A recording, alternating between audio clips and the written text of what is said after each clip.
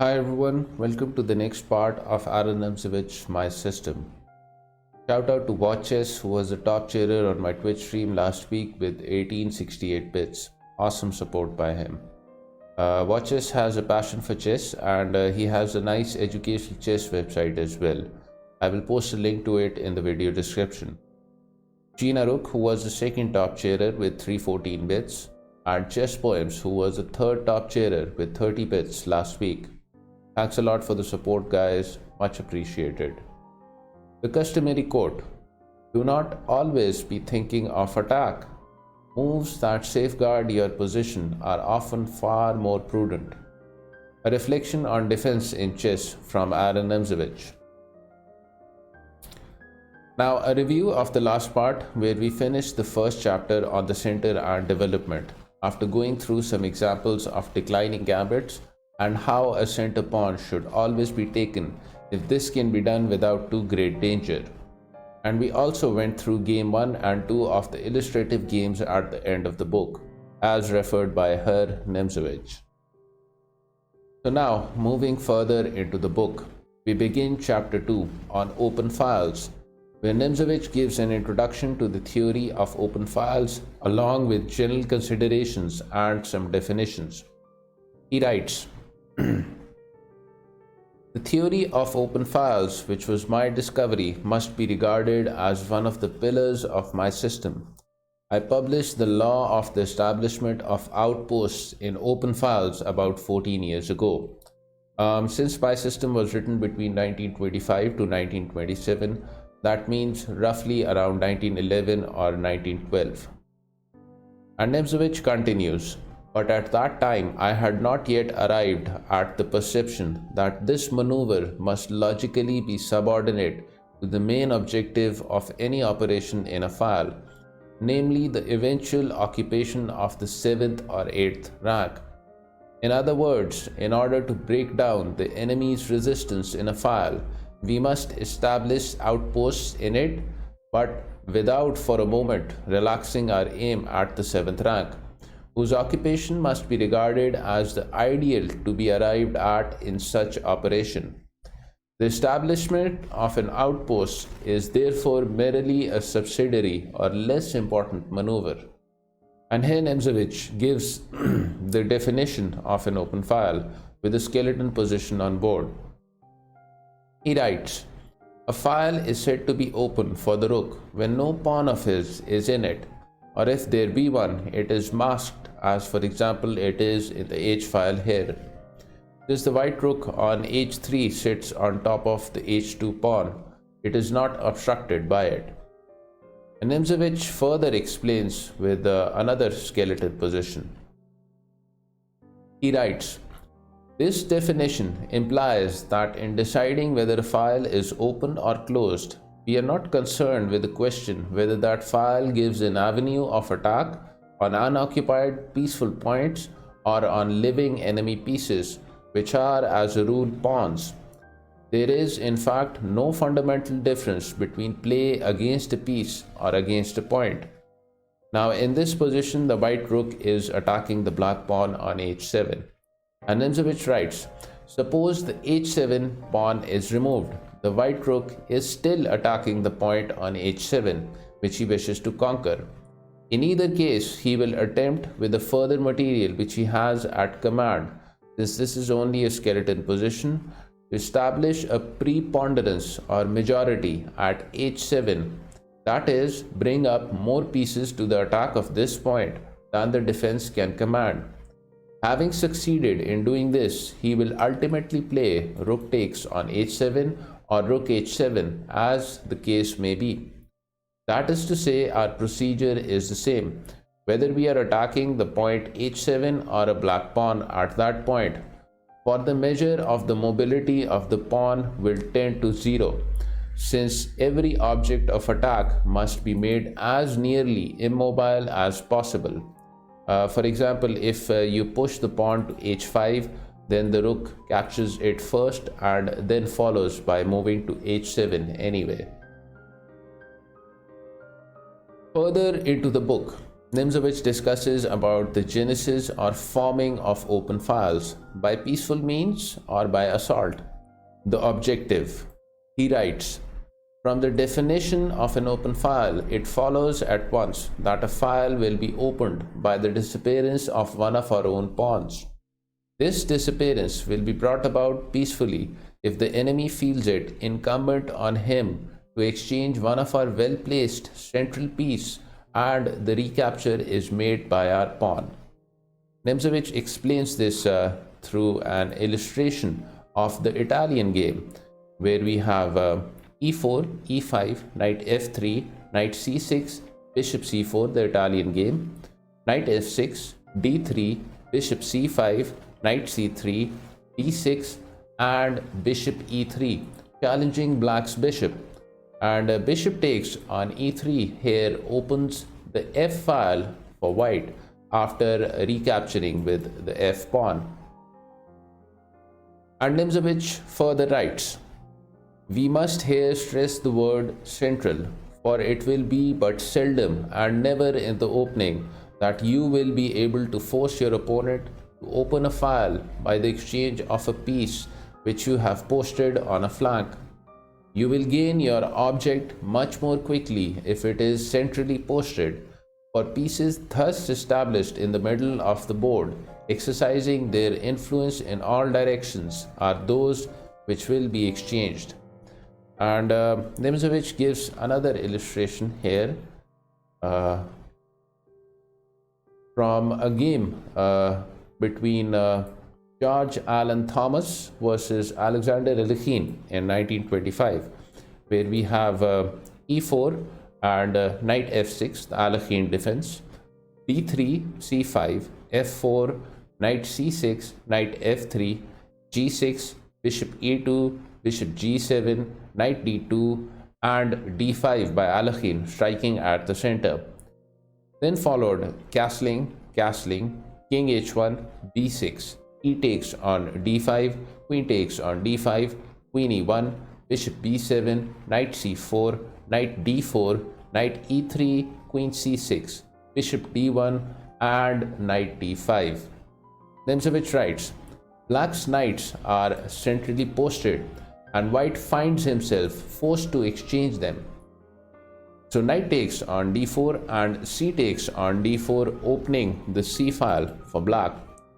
And after further moves, knight takes on d5, queen takes on d5, bishop f3, queen d7, bishop takes on b7, queen takes on b7.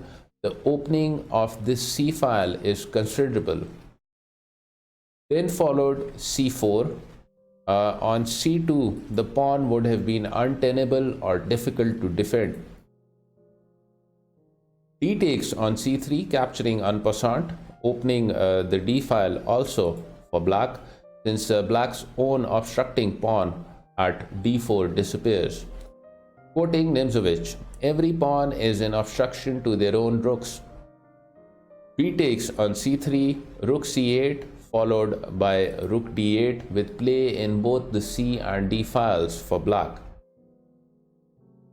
And Nimzowitsch continues, hence post your pieces centrally so long as you can do so safely, that is, without inviting the advance of the pawn roller. Thus will your opponent be provoked into an exchange which will give you an open file. And here Nimzowitsch gives a continuation of the previous illustration in the Italian game, where we have e4, e5, knight f3, knight c6, bishop c4, knight f6, d3, bishop c5, knight c3, d6, bishop e3, and now bishop b6 by black, queen d2, castling short and castling long, and h6. And Nimzowitsch writes, thanks to black's pawn on h6, white can now bring about the speedy disappearance of his g-pawn. h6 was therefore bad for black. The mode of advance against black's h6 pawn, the objective or object of attack, is h3 followed by g4 and g5. On h takes on g5, the pawn is recaptured by a piece. whereupon rook h to g1 takes possession of the g file, which now is open. True, one of his own pieces is in the way, but this is of no consequence, for it is elastic. It is only our pawn which is obstinate or an obstacle, and we have our work cut out if we want to induce him to change his state. And Nimzowitsch explains this with an example of a slightly different position, where both the bishops are off the board, and black has a pawn on g6 instead of h6. He writes, the objective is now black's g6 pawn, and the h file, always the one next to the objective, should be opened. The plan is h4, h5 and h takes on g6. But in this position, we must, before going on, first give the knight at f6 a dig in the ribs, since he is in the way, perhaps by knight d5. And once this is done, the pawn can advance to h5 in all comfort and without any sacrifice. As a last resort, the attacked party may attempt to give the pawn the slip. That is, on h5, black could play g5, which does not work here since the g5 square is unprotected.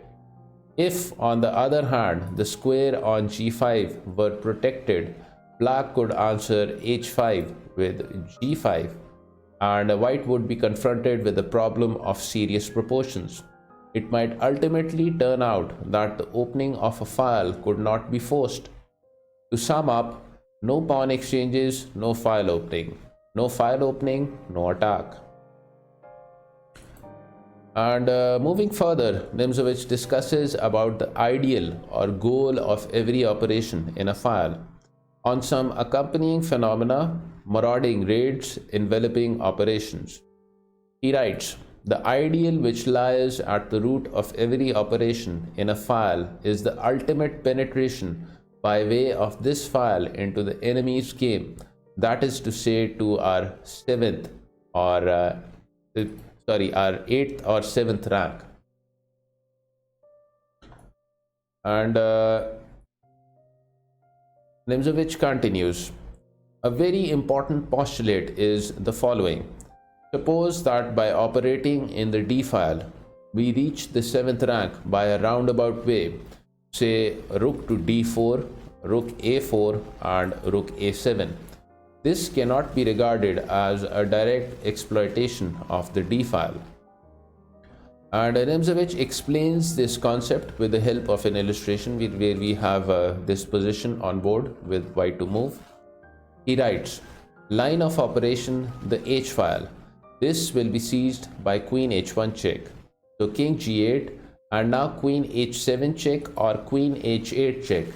Since queen h8 check is not feasible, as such, queen h7 check, king f1 and queen h8 check, followed by a marauding or material winning expedition, because we designate every forking attack on two pieces, which is not a chance raid but rather naturally associated to the entry by force at the 7th and 8th rank, which means that getting a rook or a queen on the 7th or 8th rank usually wins material, as in this case where after king e7 white will win the black queen on b8.